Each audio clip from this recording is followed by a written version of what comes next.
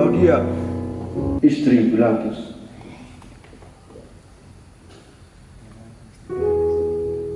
Waktu itu pagi-pagi benar,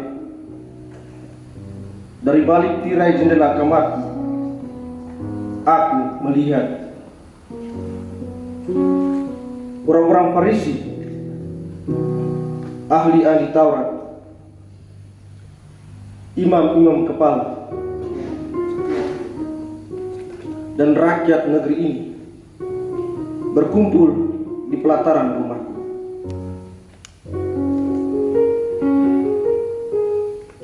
Aku bertanya-tanya, mengapa mereka ada di sini? Bukankah mereka orang-orang Yahudi yang lebih suka datang ke Bait Allah?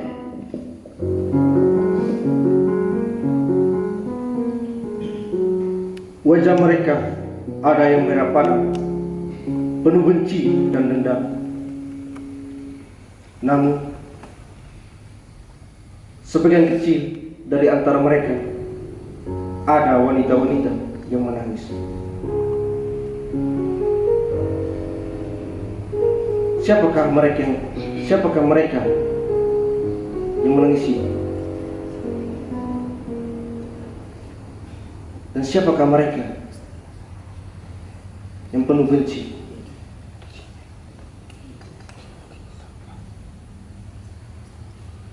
Kubuka tirai lebih lebar.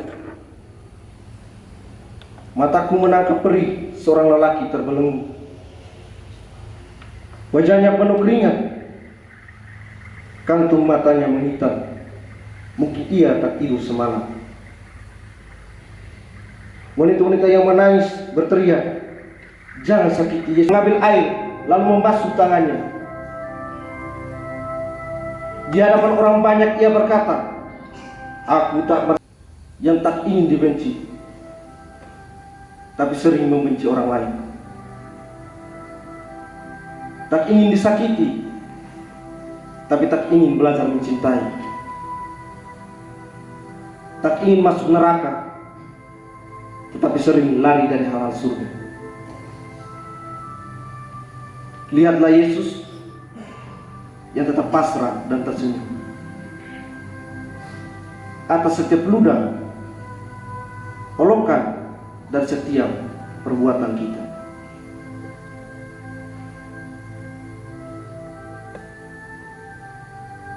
Kita yang sekarang sedang diam seharusnya malu menyebut nama Tuhan bila setiap tantangan dalam hidup kita hanya Tuhan yang kita hakimi, bahkan kita jatuhi hukuman mati.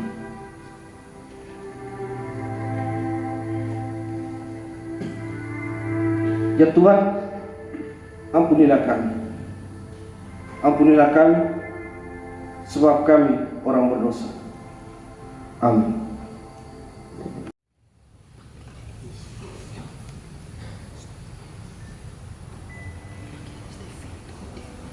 Veronika menatap wajah Yesus dengan hati yang berbelas kasih. Ia berhasil menerobos koridor-koridor kematian yang menggayuti perasaan cemas, takut. Orang-orang yang sebelumnya mengklaim diri sebagai pengikut Kristus kini menyaru sebagai orang baru. Sepertinya mereka tidak mengenalinya. Di sini hati Yesus sendiri pindah ke hati Veronika untuk kembali melakonkan belas kasih Yesus yang telah terungkap dalam pelayanannya kepada manusia semesta. Tatapan mata dari Veronika masuk ke hati yang mengasihi, ke hati yang penuh dengan cinta, ke hati yang penuh dengan rasa bahagia. Tatapan Veronika pada wajah Yesus yang berlumuran darah mengundang dia untuk harus melakukan sesuatu. Sikap pertama yang diambil adalah mengusap wajah Yesus yang berlumuran darah. Veronika hendak menunjukkan wajah Yesus yang sebenarnya, karena tindak bengis dari para algojo telah membuat wajah Yesus tak berbentuk manusia. Veronika mengusap wajah Yesus supaya para algojo, juga semua orang yang menghina Yesus, para kaum wanita yang menggunjingnya di sepanjang bibir jalan, agar mereka dapat melihat wajah Yesus secara jelas. Veronika hendak menjelaskan bahwa wajah Yesus bukanlah wajah yang kabur, bukan wajah yang jahat dan bengis, melainkan penuh berbelas kasih dan wajah penyelamat. Wajah Yesus yang berlumuran darah dapat kita temukan dalam darah orang miskin, orang yang mengalami gizi buruk, ditindas, dihina, dikucilkan, dan dibuang dari masyarakat. Mereka adalah wajah-wajah yang memohonkan rahmat bantuan, uluran tangan dari kita semua. Di sini, pada akhirnya, Veronika menolong Yesus dengan mengusap wajah Yesus. Namun juga sebenarnya, Yesuslah yang mengusap wajah-wajah yang lain, wajah-wajah kaum marginal yang terbelenggu oleh kuasa yang menindas dan tindakan manusia yang bengis. Tindakan Veronika mengusap wajah Yesus membuat wajah Yesus bersih untuk melanjutkan jalan salib mencapai puncak Golgota atau puncak kebangkitan. Wajah Yesus menjadi bersih kembali, berarti Yesus masih mempunyai harapan untuk melanjutkan perjuangan hingga puncak yang hendak dituju. Bahwa jalan yang membebaskan manusia harus berakhir di puncak Golgota. Yesus merasa didukung oleh manusia dalam memperbaharui dunia, mewujudkan kerajaan Allah di dunia. Lantas, apakah kita sudah peka terhadap sesama kita yang membutuhkan belas kasih kita? Ataukah kita cenderung lebih memilih untuk bersikap apatis atau bodoh amat pada penderitaan mereka?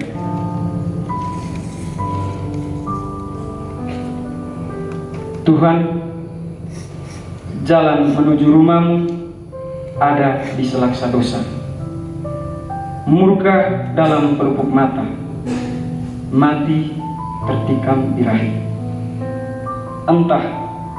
Entahkah kapan angan mendikat hasrat kehangatan, jiwa segar tak lagi kasar, ingin pulang tapi bimbang, tanda menang yang marah. Suratan bisu di atas nisan yang rindu. Di mana? Adakah tempatku mengusap kelam wajah? Aku yakin ada di sudut nurani nada rohani yang paling abadi. Terimalah aku, jamalah aku, dan basuhlah ragaku. Tuhan, aku hanya mau padamu. Amin. Tidak kesepian lagi setelah 11 kesedihan sebelumnya datang dan singgah. tumpah ruah dalam dada dan kepala kita yang tiba-tiba menolak dosa dan mengelak dari kenangan lama. Kita lantas tertunduk, merunduk serendah mungkin, menatap bayangan kita sendiri. Meratap karena membayangkan tangan yang melayang ke pipi orang, kaki yang menendang siapa saja sampai limbung, mulut yang merapal kata anjing setelah dipakai buat sembahyang. Aduh, sungguh sayang, sungguh malam kita ini. Genangan air keruh di tepi jalan berbatu, kenangan palsu yang penuh tai dan caci maki. Kita tak lain, tak bukan adalah luka yang beranjak lara, lupa yang menginjak dewasa. Kita boleh mengangguk kepala menepuk dada, seraya berucap saya berdosa, saya berdosa. Kita soleh dan tak menoleh saat tubuh Tuhan dikerat menjelma roti, lantas diangkat dalam sebuah misa, tanpa pernah kita ingat bahwa suatu hari di sebuah musim hujan ada anak membakar ibu, bapak yang menakar keperawanan anak, pastor yang takluk kepada rok mini dan celana seksi. Aduh, kita ini apa sebenarnya? Manusia atau amnesia? Kumpulan makhluk ataukah kumpulan takluk yang meringkuk dalam pelik peluk dosa?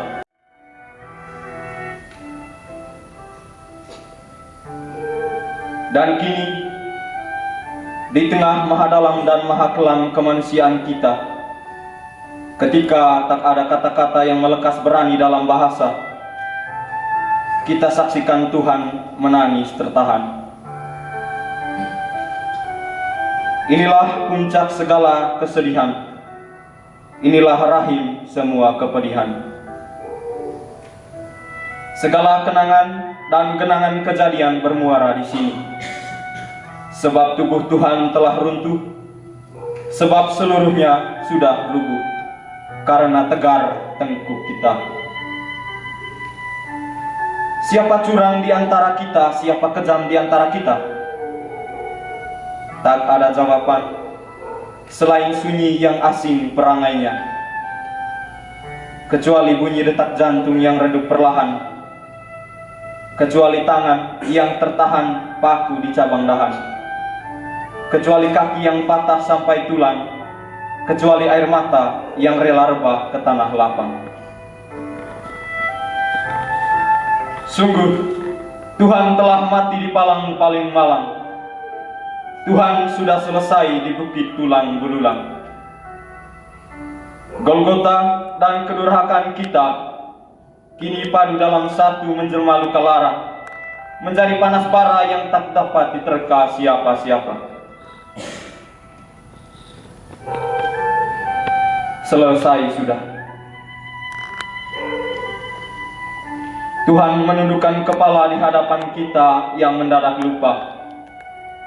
Tuhan meredupkan mata di hadapan cinta kita yang serentak berdarah kena luka. Aduh, adakah kita teguh dalam iman? Adakah kita kukuh dalam amin? Adakah yang tertusuk padanya berdarah pada kita? Adakah yang membusuk padanya bernanah pada kita?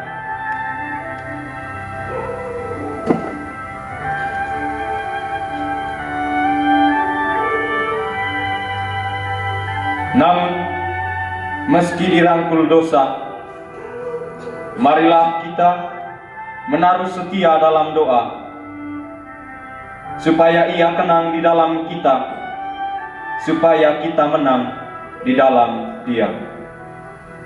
Amin.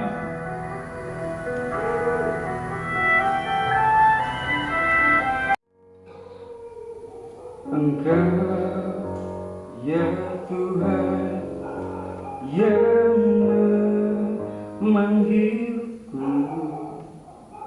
untuk melayani sesamaku.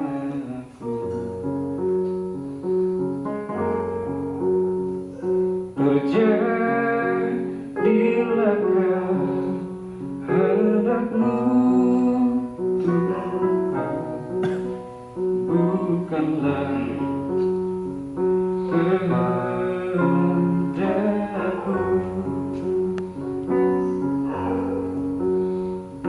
Dalam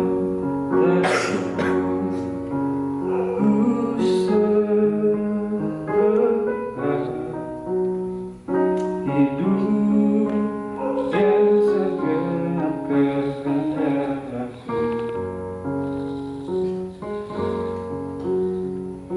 Jadikan aku anakmu Tuhan, pewarta cinta kasih.